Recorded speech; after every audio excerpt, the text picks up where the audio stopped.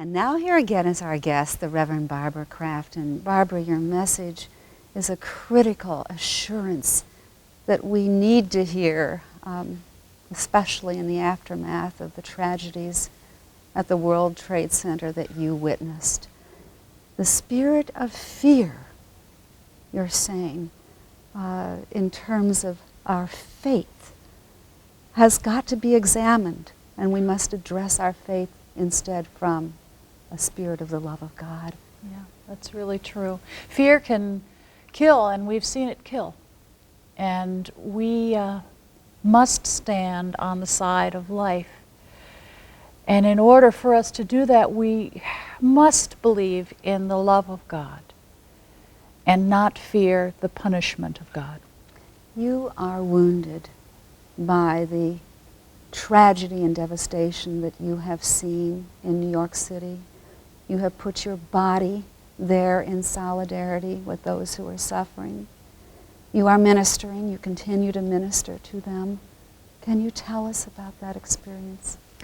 We all are. I think we all are in the whole nation, but in New York we are more preoccupied with it because we can't avoid it. The smell of it hangs over the city. The signs of it are everywhere. The sirens of the fire engines going back and forth from the site to stations and hospitals. The churches there are mobilized to deal with the needs of the rescuers, and now, sadly, of the recovery workers, as rescue is no longer a realistic expectation. You lost an entire fire department division near your church. That's true. The one nearest us, they all died. And the one next nearest us, half of them died, and that was not unusual. So brave, so inspiring. There is something so Christ-like about a firefighter because he lives so with the possibility of martyrdom. And yet they're young and strong, so they are ones who have everything to live for in life, and yet willingly lay it down. The wounded healer, the suffering servant. Barbara, you have said that only the faith community can give voice to hope and sorrow at the same time. Yeah, and that's what has to happen. The sorrow has to be expressed. It can't be swept under the rug, or it can't be whistled away. It does have to be accepted and acknowledged and spoken, and it's profound sorrow. I think everyone in New York is near tears most of the time.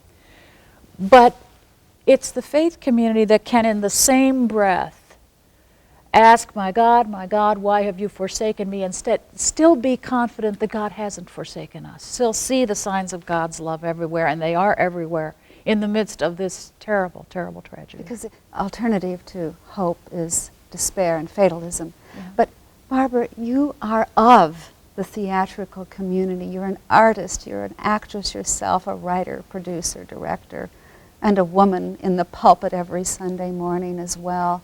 Tell us the stories there about how the artistic community is ministering. We are good at that because we are trained to reveal secrets that others keep hidden because they look funny or they are undignified. But an actor is a clown, is a one-dimensional villain, is a totally sad thing, or a wonderful complex mix of all those things. And the actor's job is to make the audience feel. And so if we can help them feel and express things that most people have a hard time expressing or even naming, it's such a good thing to do. One of our young ladies is in the current production of 42nd Street on Broadway. And this wonderful chestnut of a play that has delighted audiences for many, many, many years has just opened this season. And she was praying in the chapel that all of the companies would not close, that all of these people would not be deprived of their livelihood, but also of the chance to do what they do well, and that is to make people more joyous just for a little while. And that's what you've done with us today, Barbara Crafton. The theater is coming alive again in New York City, and yes, it is. Faith and St. Clement's Church is part of that. Thank you so much for this message. you.